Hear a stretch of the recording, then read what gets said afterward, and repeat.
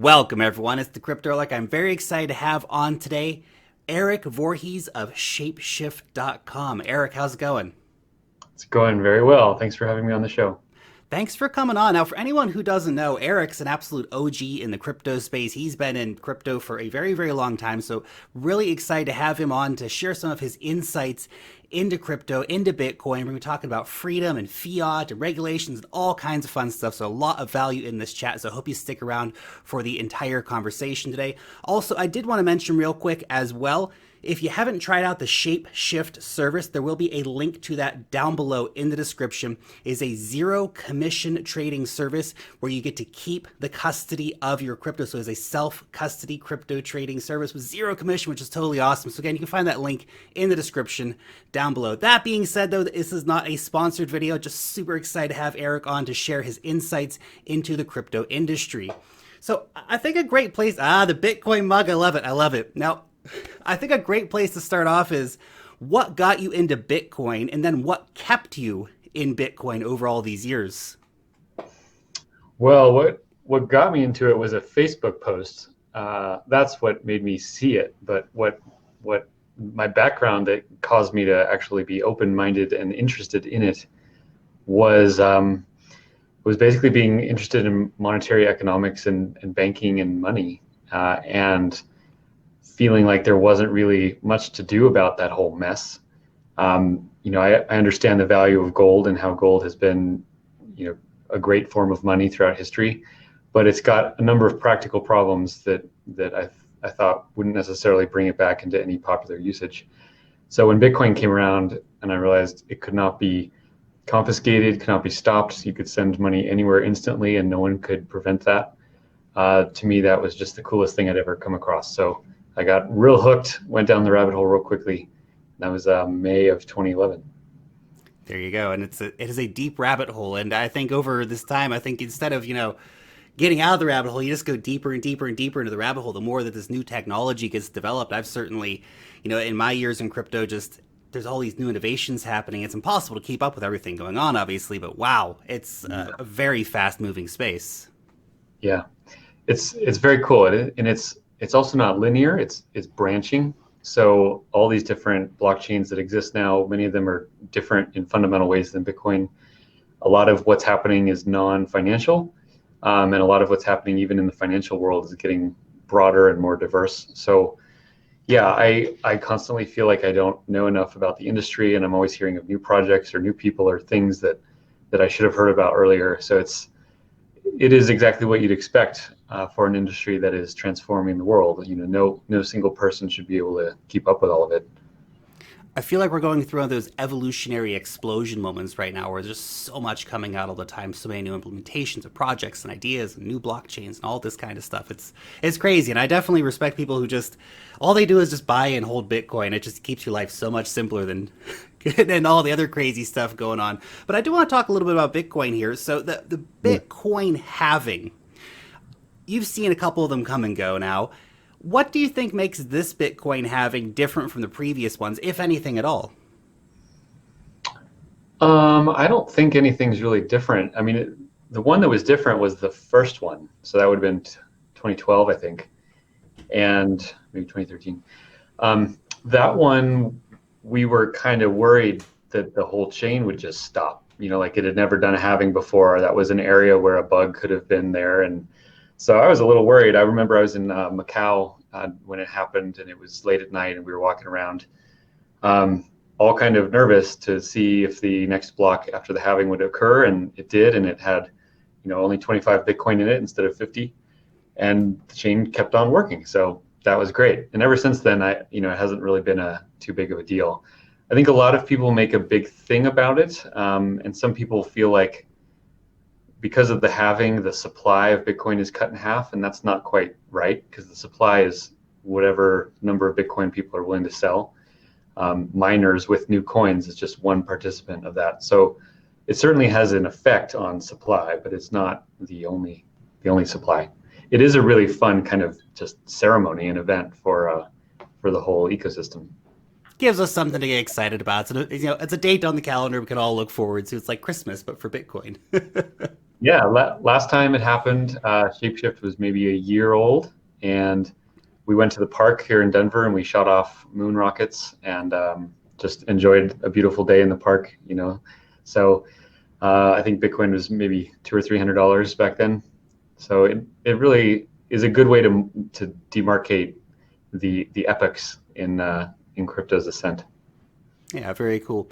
Now, I think one of the things that I guess we can see tracking over the years is just how big the crypto industry has become. If we go back a few years, all these things that now exist, all these different exchanges, all the different on ramps, the different futures products and derivatives and custody services, and all this crazy stuff. And now, even it's to the point where we see a lot of people talking about getting 1% of Bitcoin into your portfolio. I mean, I think that crypto enthusiasts tend to have much more than 1%, but as the pitch to kind of regular investors, get 1%, get off zero. Do you agree with that? Yeah, yeah. And to clarify, it's 1% of your portfolio in Bitcoin, not 1% of Bitcoin in your portfolio, which would be great if you could ever get that. Um, yeah. So, I mean, ultimately, I don't think people should own Bitcoin unless they understand it. There are a lot of people that might buy it because it went up or their friend told them about it. And, you know, selfishly, sure, I like it when anyone buys Bitcoin because that's good for me. But what's more meaningful and important is actually for people to just learn about it.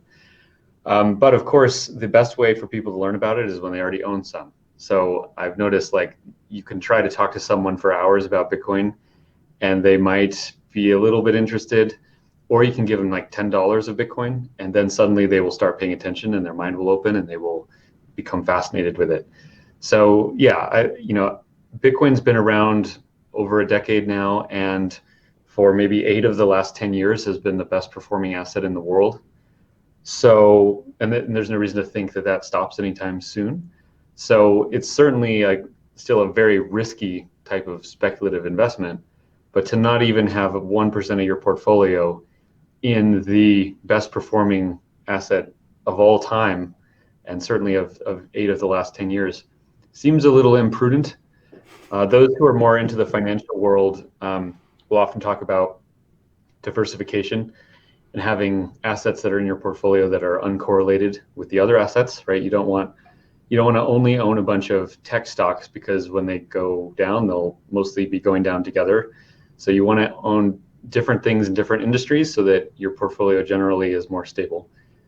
And so you look for things that are uncorrelated, and Bitcoin has demonstrated a amazing degree of uncorrelation with any other assets. And that may not be true 20 years from now. You know, maybe it'll trade in a correlation with gold or oil or something, who knows? But so far it's been uncorrelated. And for that reason alone, it's prudent to have a little bit in your portfolio no matter what. Yeah, as we can see, the early adopters of Bitcoin have been obviously very well rewarded. And maybe 20, 30 years from now, the situation is going to be different. But right now, the situation is not different. Right now, the situation is that having even a small percentage of Bitcoin in your overall portfolio is a good decision. And obviously, I think a lot of people watching this interview today will have much more than 1% of their portfolio into Bitcoin. But still, I think it really just underlines a great point. Now, I want to move on and talk a little bit about fiat currency. So I got a couple great quotes from your Twitter feed here, and I think this is a really good one. It was fiat perpetually oozes from the sewer of state. This is a great Yeah, that's one. one of my favorites. I like that one. So can you talk a little bit about why fiat, I guess, is so flawed and, kind of expand on that idea a little bit? Yeah. So I and I don't say this lightly. I say this seriously. I think fiat is the greatest scam and fraud that has ever been perpetuated on humanity. And the reason I say this is because of how widespread it is and how much insidious damage it does.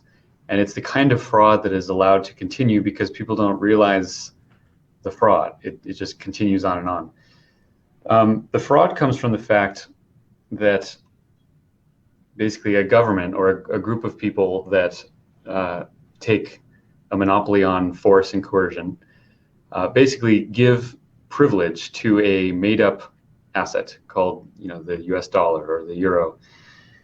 And because they give it special privilege and because they mandate the usage of it for things like paying taxes and in the settlement of debts and those kind of things, that asset must be held by the economy, by people within it.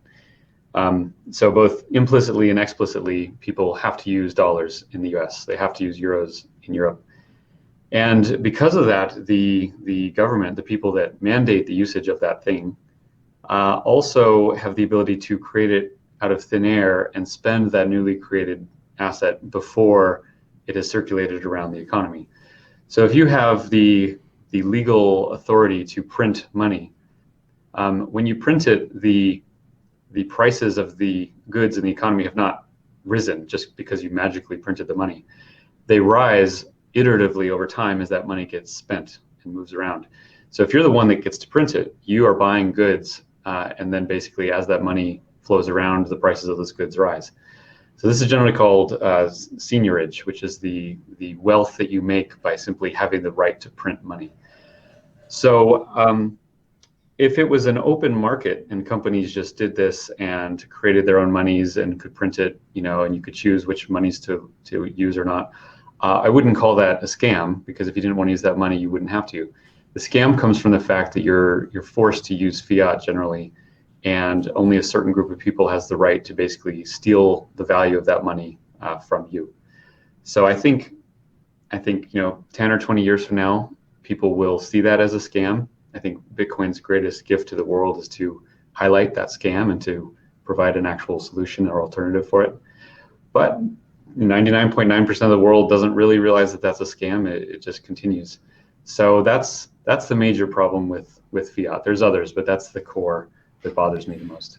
That's a pretty big core, and you actually absolutely hit the nail on the head here. It's like the greatest scam in history. Most people are just, it's so ingrained and accepted in our society that everyone just goes along with it. That's just the normal thing. But it's absolutely crazy. The front running of your own government on you by printing the money and then front running you on it is crazy. Yeah, there's also just the weird fact that most people don't realize how new fiat is. So the US dollar, most Americans think that the dollar's been around for a couple hundred years. It's only been around since 1971. That was when the dollar was taken off gold and became a fiat currency. Before that, it was essentially just a proxy for gold. And it's just incredible that gold was money, and then the dollar was created to represent a certain amount of weight of gold.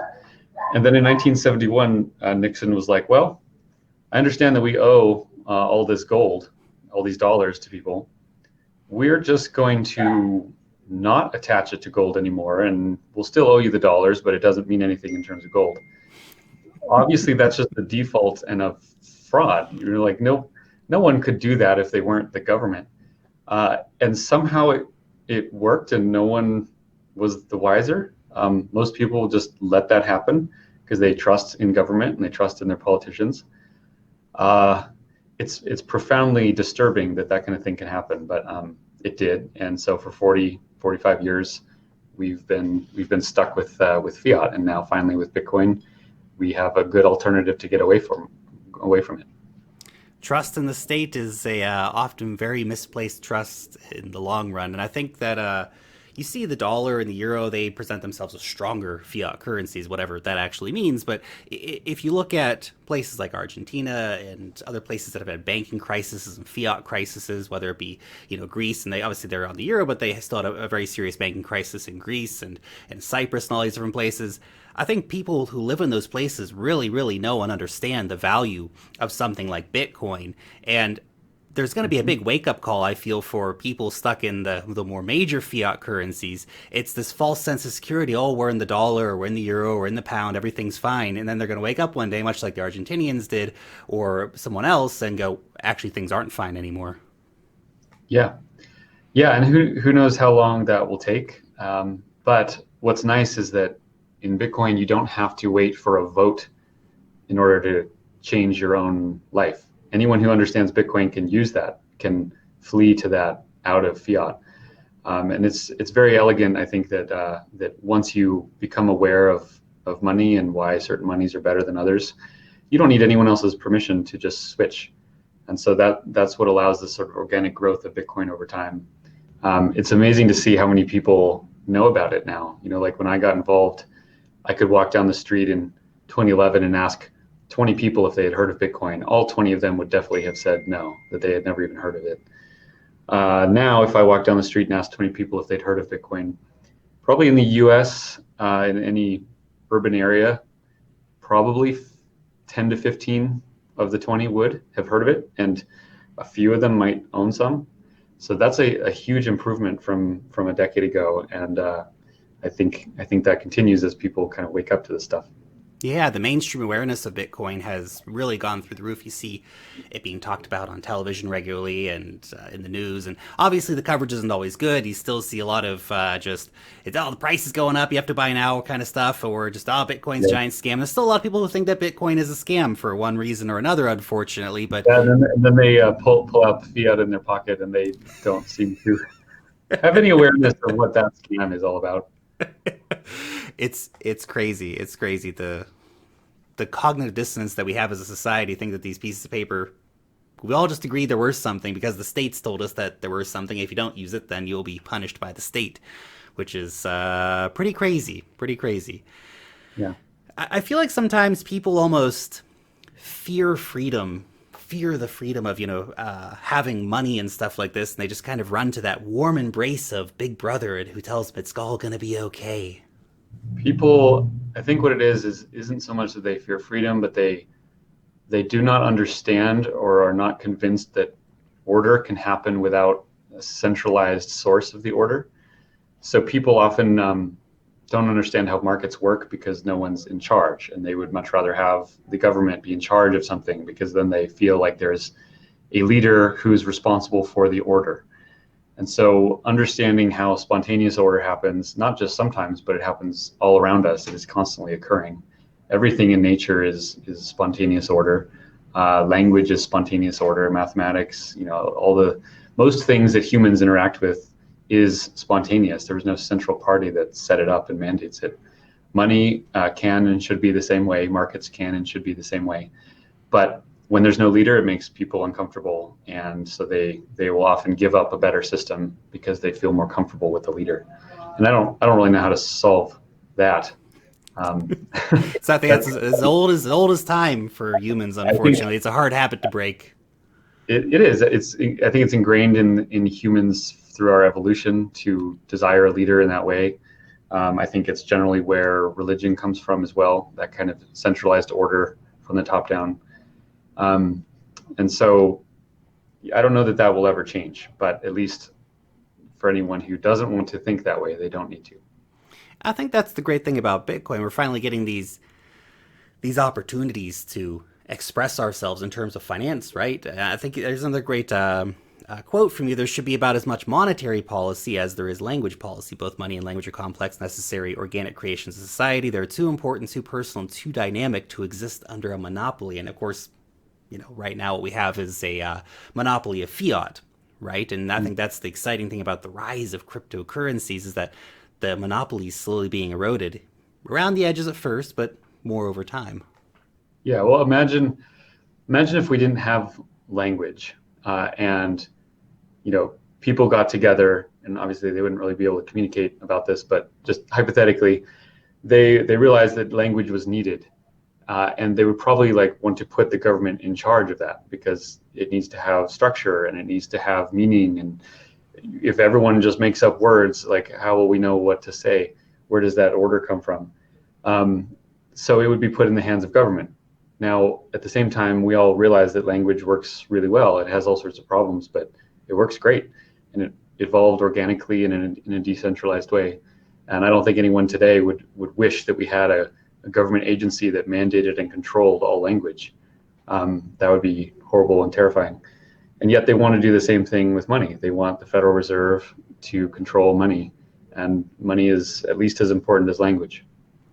It's interesting because there's some different language academies that try to say, well, this is where the language needs to be going, right? We need to do this or this and try and dictate certain things. And in general, society doesn't respond to that. They might put it in the books and maybe over time somebody might start using these certain words or whatever. But society kind of does what they do because there's really no one authoritarian source saying this must be the language, right? This must be how people speak. We dictate it, therefore it is.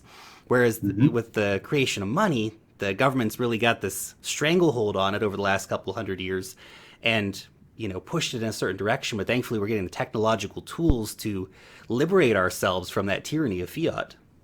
Hmm. Yeah, it's a beautiful thing.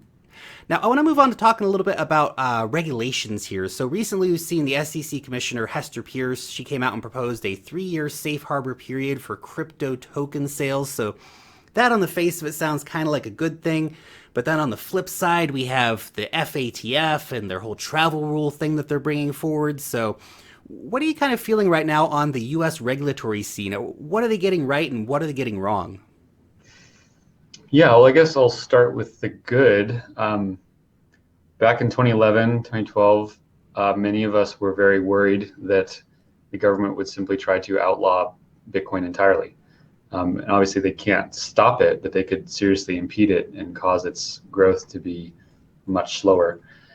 Um, but that hasn't happened. Governments generally around the world are tolerant of it. I think they're all extremely annoyed and they wish crypto didn't exist, but it does. And they have not come down generally with a heavy fist against it, at least not yet. We will see if that's the case when the next financial crisis happens and they need all the scapegoats they can get. But so far, it's been okay. So I want to give a little credit where it's due there.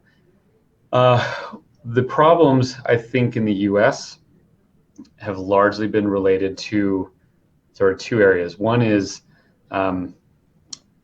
this whole issue of KYC and the requirement that you spy on innocent people and feed that information to the government. I think is highly unethical. I think if someone is not even accused of a crime, then they have a default right to privacy. I mean, it's supposed to be enshrined in the Fourth Amendment of the Constitution of the United States. But somehow, the Bank Secrecy Act and other financial regulations have uh, mandated that financial firms spy on users and take personal private information, collect it all, warehouse it, and then report it to the government. I could understand that argument for someone who was accused of a crime, like, hey, we have evidence that this person did something bad. You should please help us figure that out or give us information about that person. I would still be hesitant about that kind of world, but that would at least be understandable. But to mandate that every person, every customer of a financial institution must harm their own safety by giving up their personal information is horrible. So that's one whole area.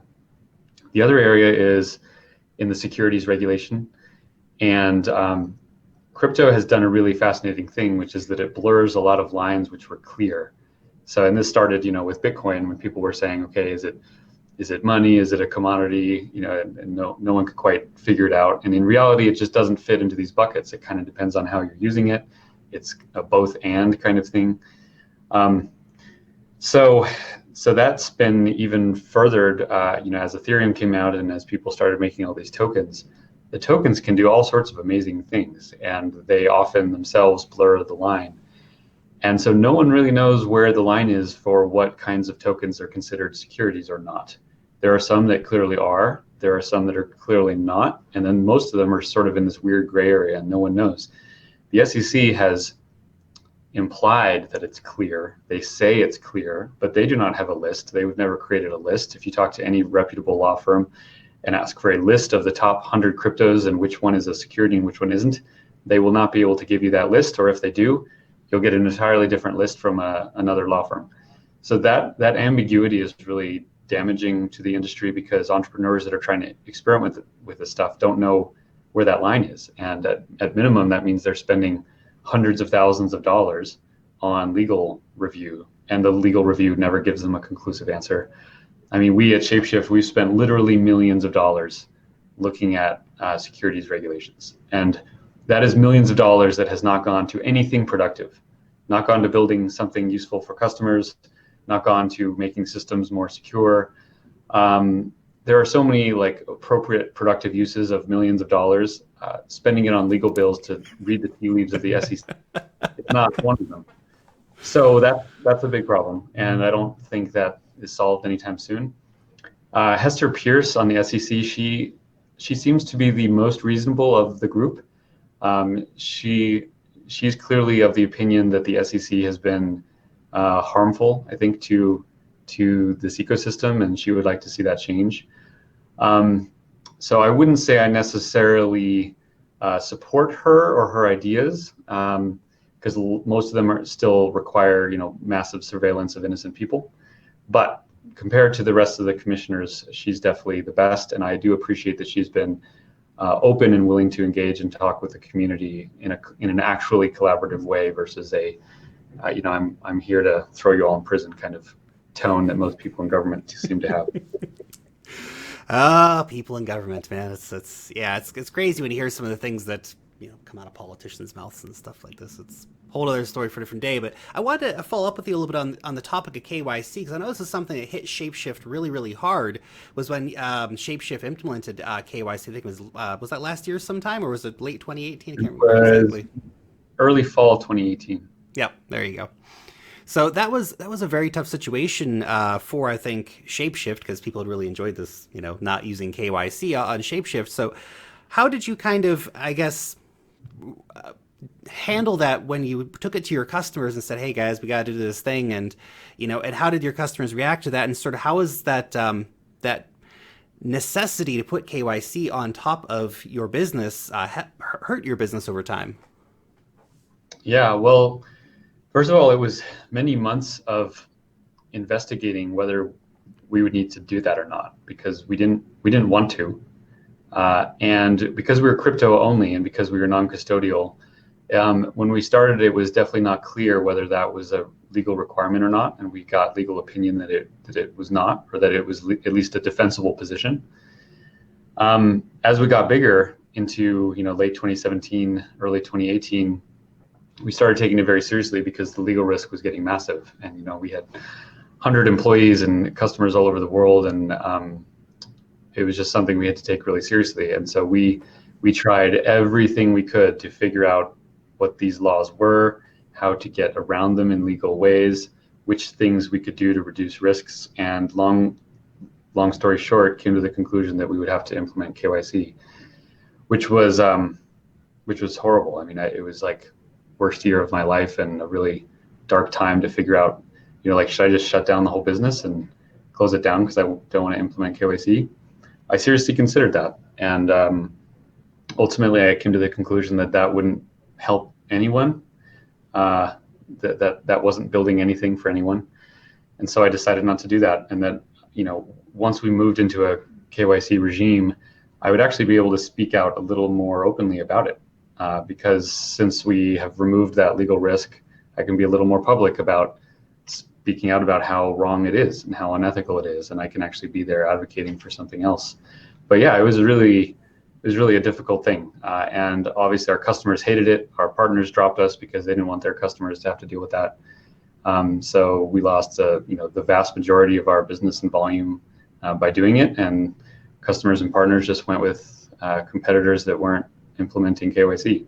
So yeah, it was pretty brutal and horrible. We did it to be able to operate over the long term, but short and medium term, it was really difficult. I can certainly imagine. I mean, obviously, your own personal ethical views on KYC, and then having to do something that actually kind of goes against the way you personally feel.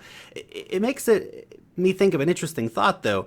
I feel like all these other providers, it's going to catch up with them. There's a lot of different places where you can do decentralized swaps, particularly with Ethereum-only tokens. You guys offer a whole range of cryptocurrencies, which is a very large differentiating point between Shapeshift and some like the Ethereum-based DEXs. But they're going to have to do this at some point, too. The long arm of regulation will catch up with these guys inevitably, right?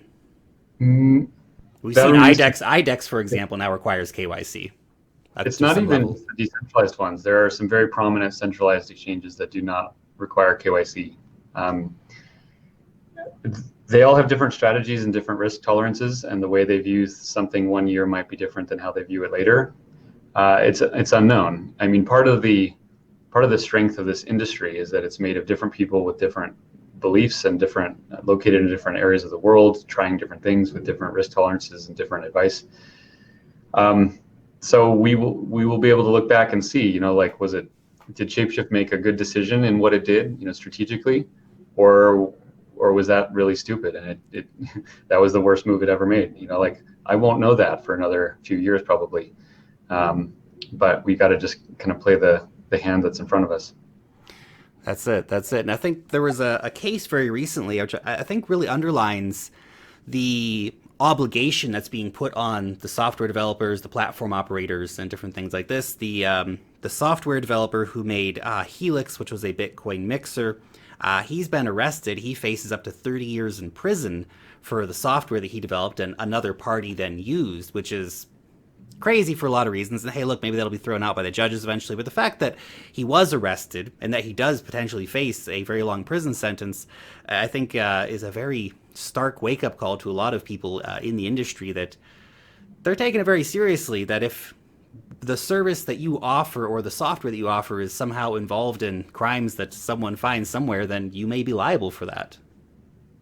Yeah, well, and just the idea or the assumption that helping people be private is bad. I think that is bad. I think people should be private, and Bitcoin has all sorts of problems in its traceability. So building software that helps people obscure accounts, I think, is a totally reasonable thing to do. I think it's valuable, and there's nothing wrong with that. Obviously, the government does not agree with that because they would like to surveil everyone for everything. It's extremely Orwellian, and I don't know that anyone in the government sees themselves as Orwellian, but they are, and they always have an excuse that it'll help them catch the bad guys, which is an infinitely slippery slope. You know, you can always help catch bad guys by infringing on people's liberty. And I think if you look at the history of the US over the last couple hundred years, it's been just this slow encroachment toward that. You know, there's always another reason to move power from individuals to the federal government. And that process continues and continues. And I think we all know how that ends, right? You end up in a somewhat of a totalitarian Orwellian society, whether that's 10 years from now or 100 years from now, I don't know. Something will break and it'll all fall apart, and there will be some kind of revolution or horrible violence. And then the process will repeat. And it would just be nice if people could, you know, wake the fuck up and be like, hey, stop repeating the cycle. Maybe that marginal benefit and maybe catching a common criminal once in a while isn't the right path. That like individual liberty is a principle that should be stood up for, despite that. If you say those things now, you're considered a crazy radical libertarian, but that used to just be called being an American. There you go. There you go. That's a powerful point to end our chat on here, Erik. Very, very cool stuff. And again, for anyone who wants to check out Shapeshift, there will be a link down below in the description. So make sure you go ahead and check that out. Again, zero commission, self-custody crypto trading. Awesome service. Make sure to check that out. Erik, thank you so much for coming on and sharing your insights into the crypto industry with us. Yeah, you're welcome. Thanks for having me on.